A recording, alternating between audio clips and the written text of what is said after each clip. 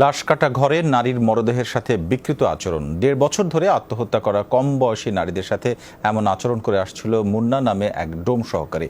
সে কাজ করত রাজধানীর সোহরাওয়ার্দী হাসপাতালের মর্গে। সিআইডির জিজ্ঞাসাবাদে অন্তত 5 জন নারীর উপরে এমন বিকৃত যৌনাচারের কথা স্বীকার করেছে সে। 10 দিনের রিমান্ড চাওয়া হয়েছে। লাশ কাটা ঘর মানে মর্গ। অস্বাভাবিক মৃত্যু হলে এই ঘরেই মরদেহের ময়নাতদন্ত করা হয়।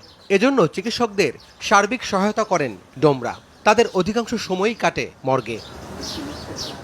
অথচ সেই মর্গেই বিকৃত যৌনাচারের অভিযোগ উঠেছে। সম্প্রতি সোহরাওয়ার্দী হাসপাতাল মর্গে রাখা নারীদের মরদেহের সাথে এমন আচরণের প্রমাণ মেলে ডিএনএ টেস্টে। অস্বাভাবিক এই ঘটনায় জড়িত ডোমের সহকারী মুন্না ভগত। তাকে গ্রেপ্তার করে সিআইডি। জিজ্ঞাসাবাদে কয়েক বছর ধরেই মর্গে আসা নারী মরদেহের সাথে এমন বিকৃত যৌন আচরণের কথা স্বীকার করে মুন্না।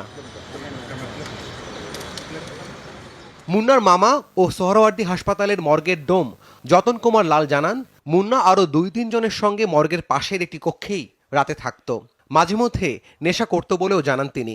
ও থাকতো আমার এখানে, আমি ওকে রেখে যেতাম, ও ওর 3-4 জন মিলে থাকতো। থাকার এক পর্যায়ে আমি বাসায় থাকতাম, আমাকে বোর্ডে আসলে আমাকে ডাকতো, আমি আসতাম।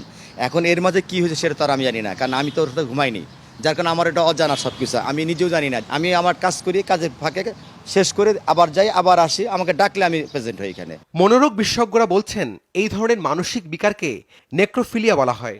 এই রোগে যারা ভোগেন তাদের মধ্যে এক ধরনের বিকৃত বাসনা তৈরি হয়। এটি এক ধরনের মানসিক বিকৃতি, এটি এক ধরনের যৌন বিকৃতি, পাশাপাশি প্রচলিত আইনে মৃতদেহের প্রতি অবমাননার কারণে এটি এক ধরনের অপরাধও বটে। এটির জন্য একদিকে যেমনি আমাদের আইন শৃঙ্খলা রক্ষা বাহিনী ও বিচার বিভাগের সহায়তা প্রয়োজন রয়েছে, তেমনি আরেক দিকে এখানে মানসিক রোগ বিশেষজ্ঞ এবং সেখানে কিন্তু চিকিৎসার ব্যবস্থাও কিন্তু খুব গুরুত্বপূর্ণ। সামাজিক অবক্ষয়, পারিবারিক মূল্যবোধের অভাব আর মাদকের ব্যবহারের কারণে অনেকের মধ্যে এমন বিকৃত মানসিকতা তৈরি হতে পারে বলেও মত বিশেষজ্ঞদের। রাব্বি সিদ্দিকী, যমুনা নিউজ, ঢাকা।